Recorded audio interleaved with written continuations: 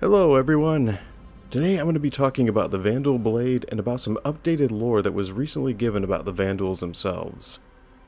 The Vanduul blade is a single-seat fighter ship that shares many of the same visual elements as other Vanduul ships like the Scythe and the Glaive.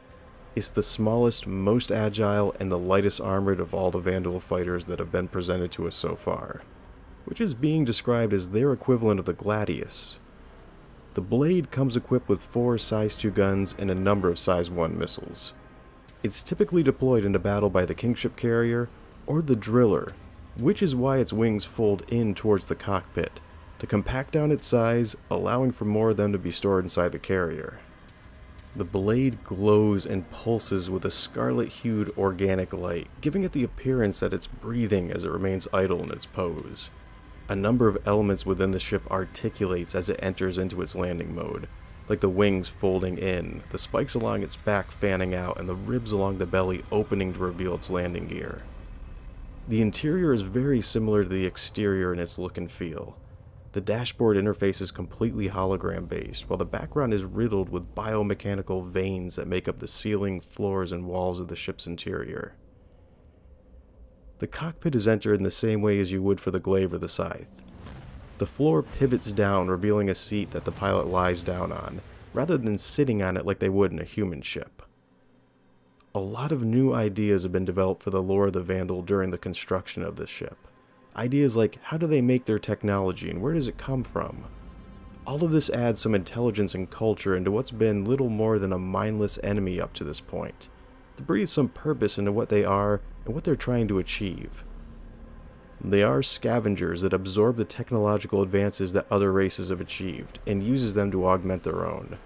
Over the years they've become quite adept at learning how to modify existing bits of tech, and in pioneering new ways to blend differing forms of technology together. Their society is devoid of art or other forms of higher culture, choosing to focus purely on utilitarian aspects of form and design. They're here to conquer, not educate. The lingering influences of the races they've stolen technology from can still be clearly seen in the remnants of the stripped-down weapons and components that they've augmented and added into their own ships.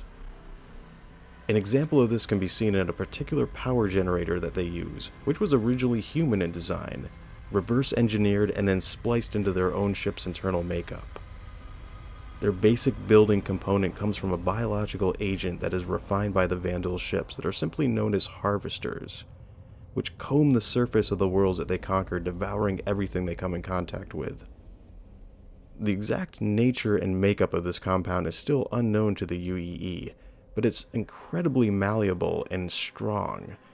They build by connecting all of the available components of an item together using an outer framing that is similar to an exoskeleton. Its appearance is very biomechanical, and this method of construction has given the Vanduul the reputation for building in, by creating the structure first, then filling it afterwards with the necessary elements. The blade was recently reworked because its old model was terribly inefficient in its poly count, and CIG wanted to get a lot of these on screen at one time. Its size was scaled back slightly, removing any interior space other than the cockpit, and the old design didn't quite fit the Vanduul style as it's being currently developed, which has more curved lines rather than abrupt angles. Another thing that is being completely overlooked about the blade is that it may only have 4 size 2 weapons, but they're not mentioning what kind of weapons they are. If it comes armed with a series of size 2 versions of the same plasma cannons that the Glaive is armed with, then those 4 size 2s would be able to penetrate through shields like a ballistic weapon does, and would have unlimited ammunition. That would definitely change things, especially if their firing rate was faster than the Glaive's cannons. Personally, I'm excited over this ship, and I'm really looking forward to seeing it in action. It looks like it's showing a new level of adeptness and creativity from the ship's pipeline crew, and I just hope that it has the same potential to make a stand in combat like the Gladius does when it's flown by the right pilot. This is Law of the West saying take care, and may death come swiftly to your enemies. Goodbye, everybody.